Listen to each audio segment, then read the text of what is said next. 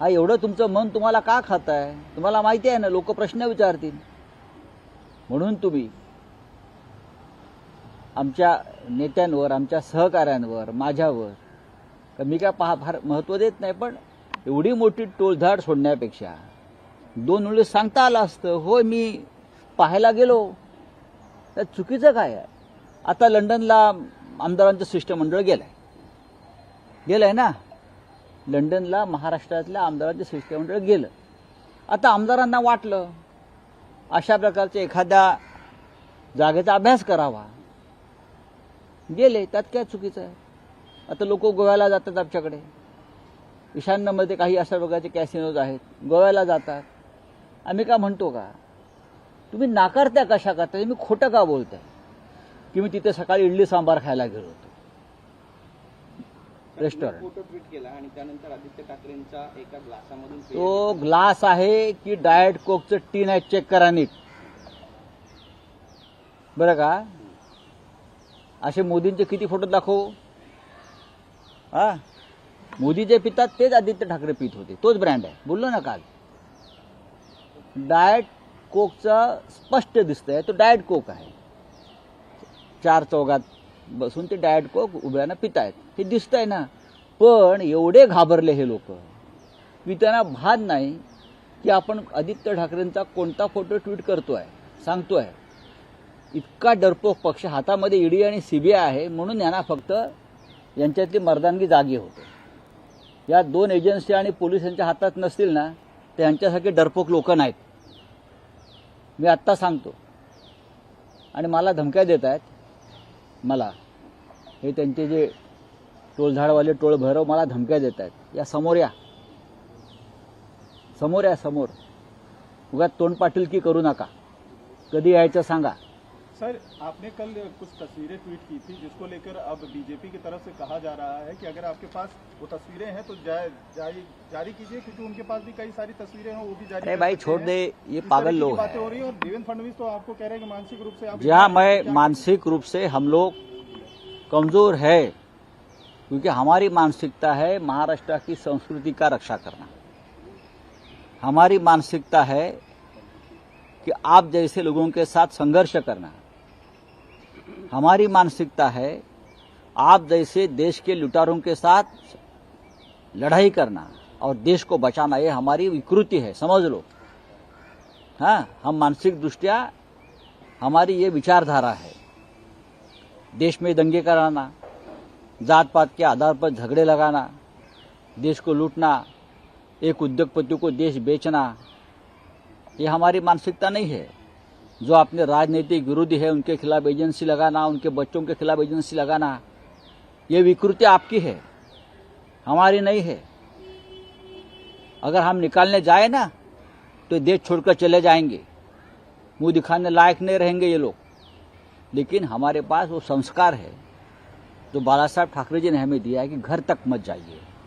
लेकिन उनकी मानसिक कमजोरी ऐसी है कि अपने राजनीतिक विरोधियों के बच्चे, बीबी घर तक पहुंचते हैं और अपनी राजनीति करते हैं एजेंसी को. आपकी तस्वीर जारी करने का मकसद क्या था सर? तस्वीर आप बताना क्या चाह रहे थे, दिखाना क्या चाह रहे थे? सवाल उस पे नहीं, ये भारतीय जुगाड़ पार्टी है. ये भारतीय जुगाड़ पार्टी है, गैम्बलिंग, ये गैम्बलिंग पार्टी है, भारतीय जुगाड़ पार्टी है. ये दुनिया को ज्ञान देते हैं, नैतिकता के पाठ पढ़ाते हैं हमको सबको. हाँ, विरोधियों के घर में एजेंसीज भेजते हैं नैतिकता के आधार पर. आप जैसी भ्रष्ट पार्टी देश में नहीं है. आप यहां एक करते हैं, बाहर जाकर दूसरी बात करते हो. आप डराते हो, धमकाते हो एजेंसी की ताकत के ऊपर. हिम्मत है तो सामने आइए. सर, कार्तिकी एकादशी पर डिप्टी सीएम हमेशा हर साल जाते रहे हैं विट्ठल की पूजा के लिए, लेकिन इस बार मराठा समाज जिस तरीके से आक्रोशित है, उन्होंने ही चेतावनी दे दी है कि दोनों डिप्टी सीएम से कोई भी आएगा तो उसका वो विरोध करेंगे. तो पूजा जो एक पद्धति है, परंपरा है सर, वो जो है खटाई में पड़ती हुई दिख रही है. आप क्या कहें? ये सरकार की कमजोरी है. अगर सरकार इस राज्य के जो प्रमुख भगवान है, कुलदेवत है, उनकी पूजा नहीं कर सकते तो उनकी ये कमजोरी है. बैठकर बात करनी चाहिए, जाना चाहिए, पूजा करनी चाहिए.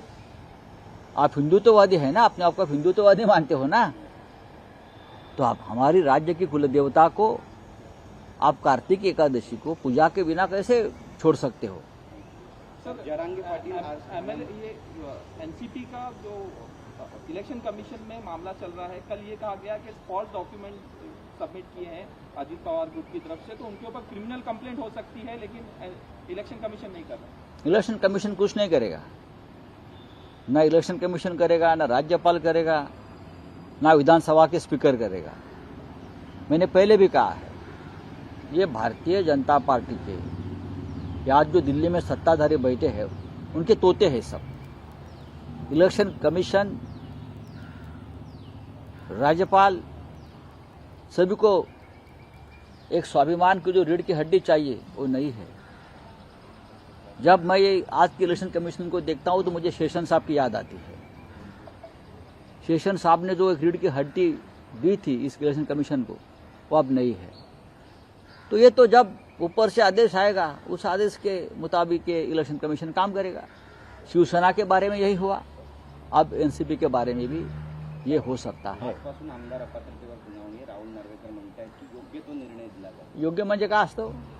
वकील आहेत ते। योग्य म्हणजे काय असतं?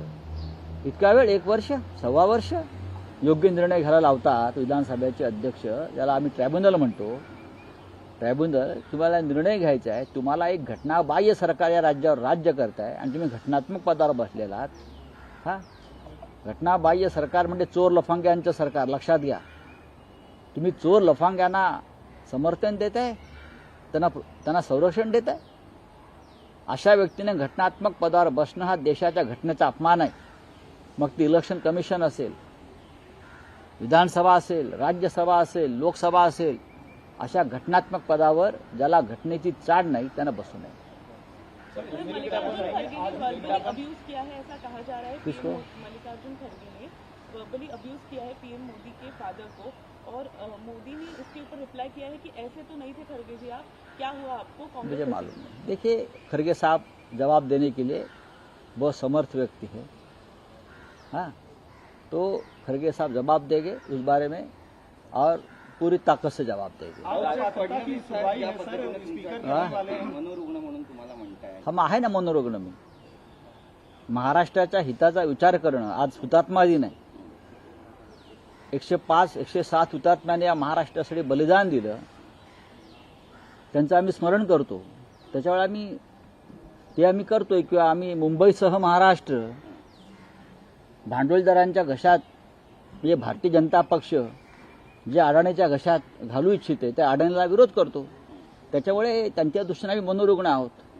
हा, धारावी विकून एका उद्योगपतीला संपूर्ण मुंबईची सूत्र, मुंबई सुद्धा विकण्याचा डाव जे रचतायत मराठी माणसाची, त्याला विरोध करणं ही हा जर मनोरुग्णतेचा प्रकार असेल तर आम्ही आहोत म्हणावं। पण हा महाराष्ट्र तुम्हाला हवाय त्या पद्धतीनं मुंबई महाराष्ट्र आम्ही कोणाच्या घशात घालू देणार नाही। आणि कोण मनोरुग्ण आहे या देशाची जनता ठरवेल लवकरच। विकृत कोण आहे? राजकीय विरोधकांच्या घरी त्यांच्या मुलाबाळांपर्यंत तपास यंत्रणांचे लोक पाठवून त्रास द्यायचा, ही तुमची विकृती। तुमच्या आजूबाजूला सगळे भ्रष्ट, बरं का, अनैतिक लोक बसले आहेत, त्यांच्याकडे तुमचं लक्ष नाही। प्रधानमंत्री मोदी सांगतात अजित पवारांनी 70,000 कोटीचा सिंचन घोटाळा केलाय, ते तुमच्या बाजूला बसलेत मंत्रिमंडळात। अनेक शिवसेनेचे आमदार खासदार ज्यांच्यावरती ईडीचं वॉरंट आहे, हा, ते तुमच्या मंत्रिमंडळात आहेत, त्यांना मांडीवर घेऊन बसले। त्यालाच मनोरुग्णता म्हणतात। म्हणजे स्वतःचं ठेवावं झाकून आणि दुसऱ्याचं पाहावं वाकून, अशी देवेंद्र फडणवीसांची विकृती आहे, म्हणजे त्यांच्या पक्षाची। सर, मुख्यमंत्री आज कलानगर परिसरात गेले, वायू प्रदूषणाची त्यांनी पाहणी केली। केवळ हाच परिसर नाही तर संपूर्ण मुंबई साफ करू असं ते म्हणतात। करा, साफ करा ना, जनता तुम्हालाही साफ करणार लवकरच।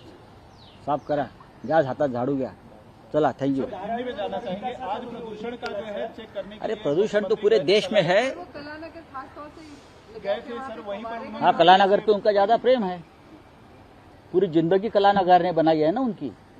आज जो बैठे हैं चेयर पर, वो कलानगर की बदौलत बैठे हैं ना, तो याद आती है कलानगर की, जाना चाहिए।